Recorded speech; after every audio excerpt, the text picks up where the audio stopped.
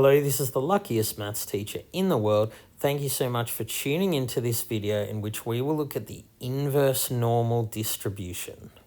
So we use this when you're dealing with a normal distribution problem, but you already know the probability and want to calculate the score.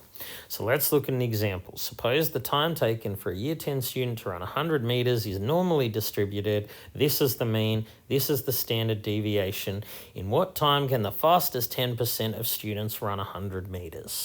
So to answer that question, we're either going to need technology or a table. I'll show you how to do it using a table. But first, let's look at what's going on. So here, X is going to be the time taken to run 100 meters of our randomly selected student, and we know that the mean here is 14. So the fastest 10% of students will be somewhere down here. So let's say it's about here. We don't know what this value is. All we know is the area below it, because the area is the probability. This here is 10% of the area, or its area is 0.1. We want to find the corresponding value here such that 10% of scores are below it. Now the problem we have here is that this random variable is normally distributed with mean 14 and the standard deviation is 1.2, so the variance is 1.2 squared. But the table that we're going to use only has values for the Z distribution. Remember, Z is normally distributed with mean 0 and standard deviation 1. So what we're going to do is look through the whole table and try and find this number 0.1. Now, usually you won't be able to find the number exactly, you'll just find something that's close. So if we search our table looking for this number, we see it's in this minus 1.2 row. It's between these two values here. This is a little more than we want, this is a little less than what we want. So the number we want is around about minus 1.28. If you use technology to get higher precision, it's actually minus 1.282.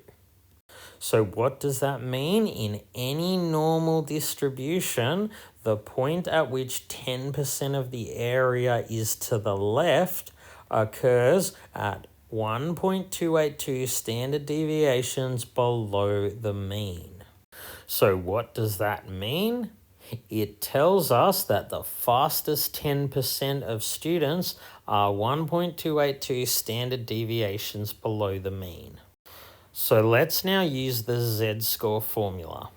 So here we have the corresponding Z value. We already knew mu and sigma. We're going to solve for X. So the Z value we want is minus 1.282. That's the point at which 10% of the area is to the left.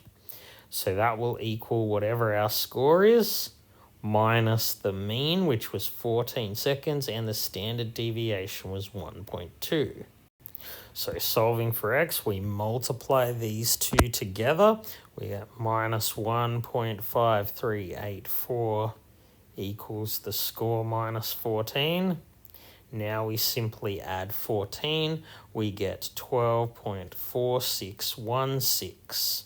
So what does that mean? The fastest 10% of students can run it in just under about 12.46 seconds. This is the value for which 10% of scores are below. All right, let's now look at a question where we find the mean or standard deviation. So when we are finding the mean or standard deviation, we always end up using the Z-score formula. So let's look at this example. The amount of Coke in a can is normally distributed, mean 375, 1% of cans have more than 380 mils. We're going to estimate sigma, the standard deviation. We can only estimate it here because I'm going to use tables. So you may wish to draw what's going on. So we're going to draw our normal distribution here, and we know the mean is 375. Now over here at 380, we're told in the question that 1% of the area lies above it. So this area over here is 0.01. But the problem is when we're dealing with tables, they're all about CDFs. They tell us about the area less than a certain position. So what we need is this area to the left of 380.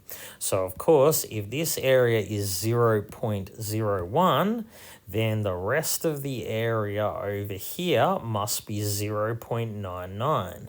So that makes sense. If 1% of scores are above 380, 99% must be below.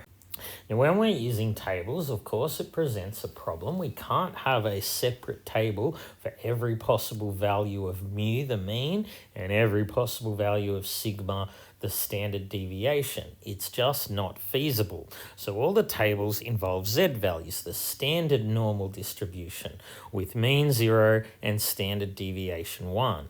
The problem is here we don't actually know the z value. What is the z value associated with this score 380?